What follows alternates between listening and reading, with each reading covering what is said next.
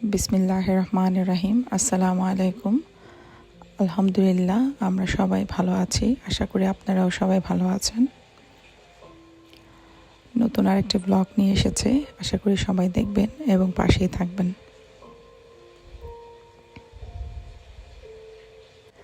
আজকের ব্লগটা শুরু হচ্ছে লন্ড্রি করা দিয়ে। সো কাপড় চোপড় লন্ড্রি করতেছি। অনেক কাপড় দিতে হবে, অনেক কাপড়। সকাল থেকে শুরু করছি লন্ড্রি করা। এত কাপড় জমে গেছে, মানে বলতে গেলে অনেক কাপড়, মানে 3বার লন্ড্রি করতে হয়েছে। অনেক টাইম লেগে গেছে লন্ড্রি করতে। সো আমার ছোট্ট বাচ্চাটা আমাকে হেল্প করতে আসছে। তার ফেভারিট কাজ ওয়াশিং মেশিন। সে টিভিতে ওয়াশিং মেশিনে ভিডিও দেখে এবং ওয়াশিং মেশিন দেখতেও তার খুব পছন্দ। লন্ড্রি করতে সে খুব আগ্রহী, এই জন্য তাকে দাঁড়া করাইছি, আসো আমাকে হেল্প করো। সে খুব এনজয় করে।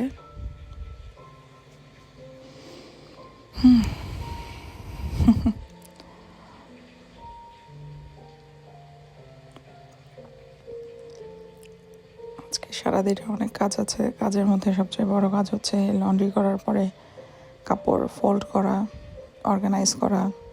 তার সাথে রান্নাবাড়ি তো আছেই। একটু একটু করে রমজানের প্রিপারেশন নিচ্ছি, একটু একটু করে বাজার করছি, কিছু কিছু খাবার ফ্রোজেন করে রাখার জন্য রেডি করছি। এই ধরনের কাজে চলতেছে। আজকে ব্লগটাতে আপনি আমাকে এগুলোই করতে দেখবেন। তো দুপুরের রান্নাটা শর্টকাটে করতে যাচ্ছিলাম। তো খিচুড়ি রান্না করব সবজি দিয়ে, ফুলকপি, তারপর গাজর, আলু, টমেটো যা ছিল সব কিছু মিলায় মাখায় সবজিটা রান্না করব।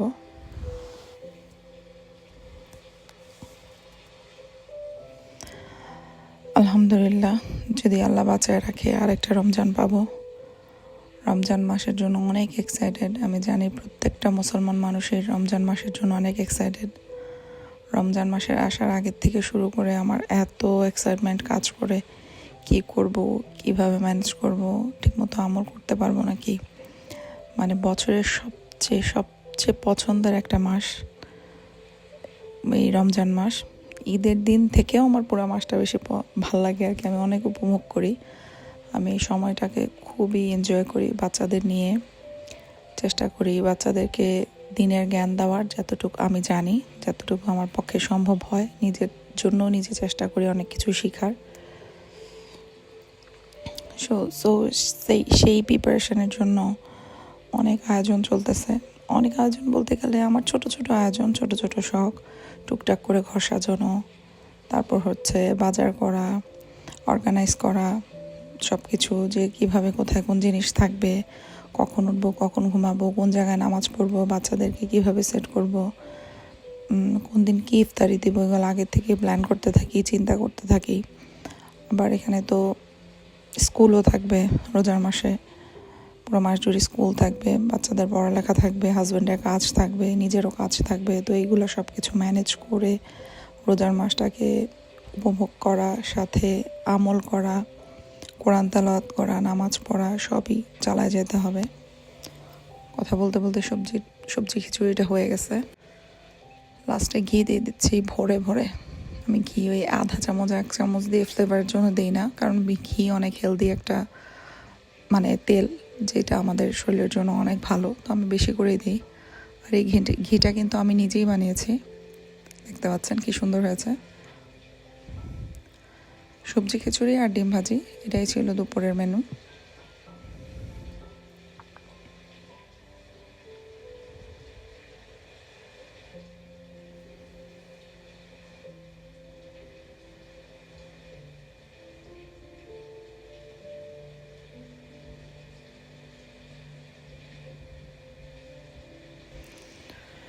সবাই খাবার খেয়ে খাবার টাবার শেষ করে তারপরে আমরা শুরু করবো আর কি ঘরের বাকি কাজ করা, ঘর গোছানো, তারপর হচ্ছে লন্ড্রি যা করছে এগুলো সবাই মিলে হেল্প না করলে তো ফোল্ড করে শেষ করতে পারবো না, কারণ এত কাপড়।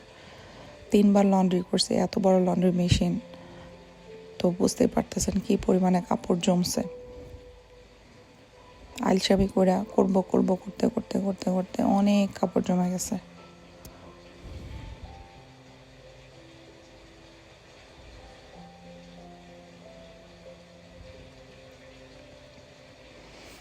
আশা করি রমজান মাসে আমি কিছু কিছু ব্লগ বানাবো এবং আপনারা সবাই দেখবেন এবং উপভোগ করবেন। আর রমজান মাসে মনে হয় না আমি ওরকম অনেক ব্লগ বানাতে পারবো। আমার ইচ্ছা আছে যে 2-3 দিন পর পর সবাইকে একটা করে ব্লগ দেওয়া, ব্লগ শেয়ার করা, আপলোড করা।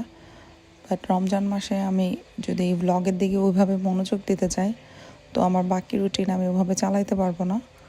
সো তারপরেও আমি দেখি, চেষ্টা করবো যে কিছু কিছু ক্লিপ নিয়ে একটা করে ব্লগ বানায় দেওয়ার। ইচ্ছা আছে ফার্স্ট রোজা, ফার্স্ট ইফতার, সেহরি এগুলো আমি শেয়ার করার। তারপরেরগুলো আমি এভরিডে বা 2-3 দিন পর পর করতে পারবো কিনা আমি জানি না। যে কয়টা পারি আপনাদের সাথে শেয়ার করবো ইনশাল্লাহ।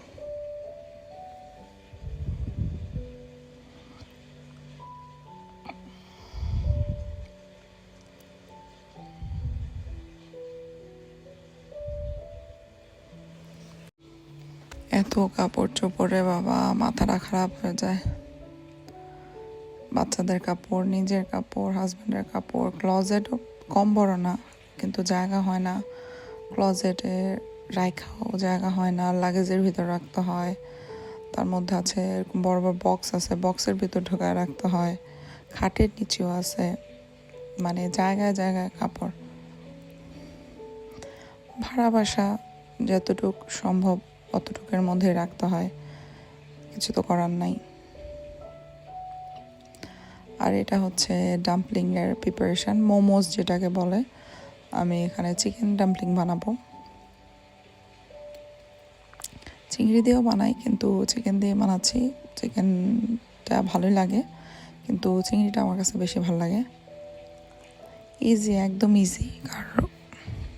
কারণ ডাম্পলিংয়ের শীট তো কিনতেই পাওয়া যায়। ওই শীটটা, রুটিটা বেলাটা একটু কষ্ট হয়ে যায়, কিন্তু যদি রেডি থাকে জাস্ট মাংস এরকম করে কিমা করে আপনারা বাকি যে স্পাইস আছে, যার যেভাবে ইচ্ছা, যে ধরনের স্পাইস খাইতে মন চায়। আমি যেমন আমার নিজের মন মতো বানাই, কোনো রেসিপি রুলস কোনো কিছু দেখে ফলো করি না। আদা রসুন বাটা, গরম মশলা যা এভরিডে খাই। গরম মশলা বলতে গেলে একটু হালকা গরম মশলা, আপনার গরম মশলা বলতে গেলে ওই গরম মশলা বোঝাচ্ছি না, মানে ওই হলুদের গুঁড়া, মরিচের গুঁড়া, জিরার গুঁড়া, একটু সয়া সস, একটু সয়াবিন তেল, এগুলো দিয়ে আমি মাখায় রেখে দেবো আর কি। সাথে আমি আপনার ইয়াও দেবো, এটাকে কি বলে, পেঁয়াজ, গাজর এবং হচ্ছে কাঁচামরিচও আমি একটু কিমা করে নেব, ওইটার সাথে মিক্স করব। কথা গোলায় ফেলি না, একদম এক্সট্রিমলি সরি। কারণ কথা বলতে বলতে নিজেও পেঁচায় যায় যে কি বলতেছি। নতুন নতুন অনেক ভুল হয়, কথা যেভাবে বুঝাইতে চাই ওভাবে বুঝাইতে পারি না, এক লাইন থেকে আরেক লাইনে চলে যাই। যাই হোক, এই যে এখানে গাজর, পেঁয়াজ আর হচ্ছে কাঁচামরিচ গ্রেট করার মতোই আর কি, একদম কুচায় নিলাম, কিমা করে নিলাম আর কি। এটা আমি মাংসের সাথে মেশাবো।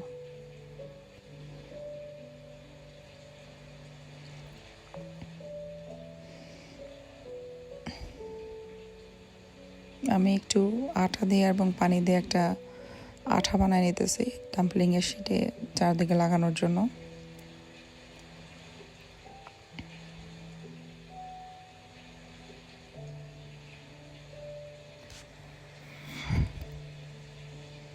আমি এই শিটটাই ইউজ করতেছি, একটা চাইনিজ দোকান থেকে নিয়ে আসছিলাম। আর এভাবে দেশি দোকানগুলোতেও এই শিটগুলো পাওয়া যায়।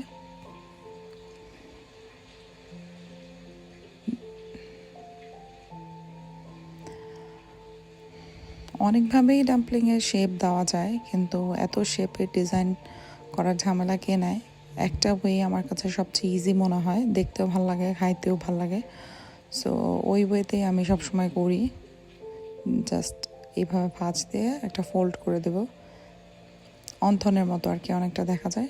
এটা চাইলে ডিপ ফ্রাই করেও খাওয়া যায়, কিন্তু ডিপ ফ্রাই থেকে আমার কাছে স্টিম করাটাই বেশি ভালো লাগে। করতে করতে মনে হলো আমার মেয়েটাকে ডাক দিই, ওকে একটু শিখাই যে কীভাবে ডাম্পলিংটা বানাচ্ছি, সাথে একটু হেল্পও হবে, তাড়াতাড়ি কাজটা কমপ্লিট হয়ে যাবে আর কি। তো আমার মেয়েকে দেখাচ্ছিলাম যে এভাবে বানাও, সো খুব ইজি প্রসেস, তো ভালোই বানাচ্ছিল, আমাকে সাথে হেল্প করছিল।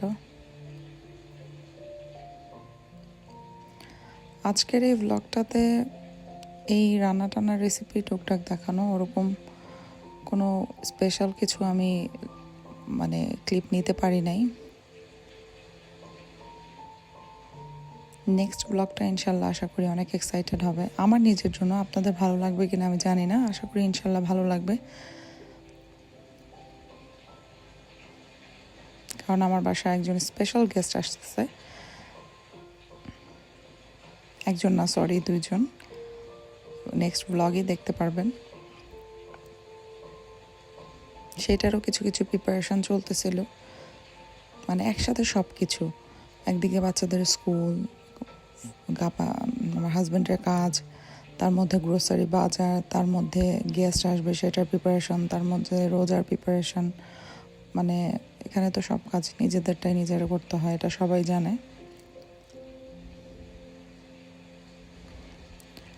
আর ডাম্পলিং বানানোর পরে শীত শেষ হয়ে যায়, তো একটু রয়ে গেছিলো। হ্যাঁ, তো ওইটাকে আমি কী করছি, চুলায় একটু বাটারের সাথে ভেজে আমি একটু আটা গোলায় ওটাতে দিয়ে একটু মাখা মাখা করে বানাইছিলাম। চিন্তা করলাম যে এটা আমি কি করব, এভাবে না খেয়ে আমি একটা কিছু করি। তখন মনে হলো যে পরোটা দিয়ে আমি এটাকে পেটিসের মতো বানাইতে পারি। সো ওইভাবে আমি পেটিস বানাচ্ছিলাম।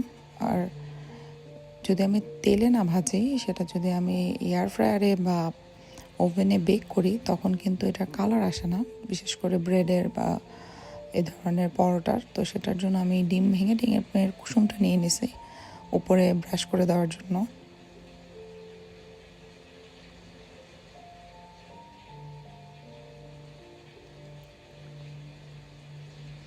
এটাও কিন্তু রোজার মধ্যে ইফতারিতে রাখা যায়। অনেক হেলদি বলবো না, কারণ এটা ময়দার তৈরি একটা পরোটা দিয়ে করা, কিন্তু ডিপ ফ্রাইড না, এটাই আর কি। প্রোটিন আছে অবভিয়াসলি, কারণ ভিতরে চিকেন আছে।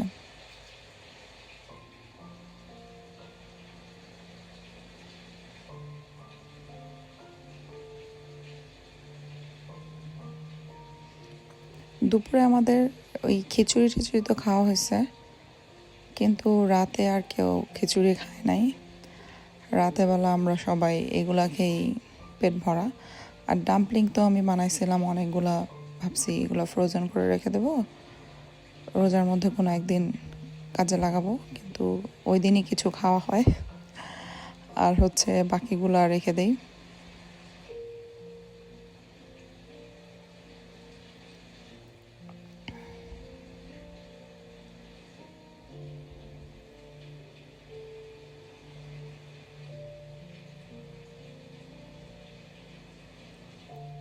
বাচ্চাদের টিফিনের জন্য ভালো একটা রেসিপি, যদি ওরকম কারো টাইম থাকে, বিশেষ করে বাংলাদেশে তো টিফিন দিয়ে দিতে হয়, এখানে তো টিফিনটা দিতে হয় না বেশিরভাগই, সব স্কুলেই বলতে গেলে, প্রাইভেট স্কুল ছাড়া। এখানে তো সব স্কুল থেকেই টিফিন প্রোভাইড করে। আর আমি যেখানে থাকি এখানে হালাল খাবারটাও দেয়, এই জন্য মুসলমানদের জন্য আলহামদুলিল্লাহ অনেক ভালো অপরচুনিটি বাচ্চাদের, যে বাচ্চাদের প্রোটিনের ঘাটতি হয় না দিনের বেলা স্কুলে খাবারের টাইমে, কারণ ওরা স্কুলে ব্রেকফাস্ট এবং লাঞ্চ দুইটাই করে। আর এখানে আমি বানাচ্ছিলাম হচ্ছে ডাম্পলিংয়ের জন্য একটা চিলি সস, যেটার মধ্যে ডিপ করে খাইতে খুব ভালো লাগবে। আমি আরেকভাবে বানাই, নিজে একদম বাংলাদেশি যে শুকনা লাল মরিচ আছে না, ওইটা মানে আধা ভাঙা করে ভেঙে, মানে চিলি ফ্লেক্স বানায় গরম তেল করে ওই ফ্লেক্সের মধ্যে দিয়ে দিই। তো ওই তেলটা পরে আমি ছেঁকে নিয়ে নিই মরিচ ছাড়া, পরে ওই তেলের মধ্যে আমি একটু সেসামি সিডস দিই, ওইটাই হচ্ছে আমার ঘরে বানানো চিলি অয়েল। পরে ওই চিলি অয়েলটা দিয়েও আমি সস বানাই। এখানে আমি সব রেডিমেড যা ছিল ওটা দিয়ে করতেছিলাম, সেসামি অয়েল, তারপরে যে চিলি পেস্ট ছিল এটা চাইনিজ দোকান থেকে কেনা, এটা ওরকম স্পাইসি ছিল না, একটা ফ্লেভার ছিল জাস্ট। কিন্তু ঘরে যেটা বানাই ওটা খুবই মানে স্পাইসি হয়। আর লেবুর ফ্লেভারটা আমাদের ডাম্পলিংয়ে খুব ভালো লাগে, আমার মেয়েরও ভালো লাগে, আমারও খুব মজা লাগে। সো আমি একটু লেবু ইউজ করি, মানে সাওয়ারনেসটা খুব ভালো লাগে। ডাম্পলিং তো দেখে আমার আবার খাইতে মন চাইতেছে। আমার ডাম্পলিং খুব ফেভারিট, আমার খুব পছন্দ।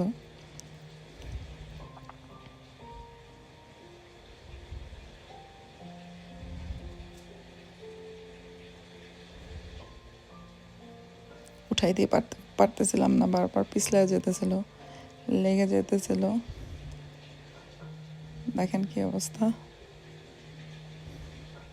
যাক, তারপরেও ফাইনালি সব উঠানো শেষ। এটাও মনে করেন না এটাই এক পর্বেই বানানো হয়েছে, এটার পরে আরও এক পর্ব ডাম্পলিং বানানো হয়েছিল, মানে স্টিম করা হয়েছিল। আমার তো এখন আবার খাইতে মন চাইতেছে। এই ভিডিও ভয়েস ওভার দিতে গেলে না এটা একটা প্রবলেম। পুরান ভিডিও দেখলে খাবারগুলো যদি দেখা হয়, যদি খুব ইন্টারেস্টিং আর মজার হয়, ওগুলো দেখলে আবার খাইতে ইচ্ছা করে। এই যে প্যাটিসগুলো মোটামুটি হয়েছে, আমি আরেকটু হতে দিছিলাম, তো মানে আরেকটু কুক হতে দিছিলাম। কুক হতে দেওয়া সামনের কয়েকটা একটু ডার্ক হয়ে গেছে, বাট আলহামদুলিল্লাহ টেস্ট অনেক ভালো ছিল। আজকের ব্লগটা এই পর্যন্তই। সবাই আমার চ্যানেলটা সাবস্ক্রাইব করবেন, লাইক করবেন, কমেন্ট করবেন এবং আমাদের পাশেই থেকে আমাদের সাপোর্ট করবেন। আল্লাহ হাফেজ, বিদায় নিচ্ছি আজকে।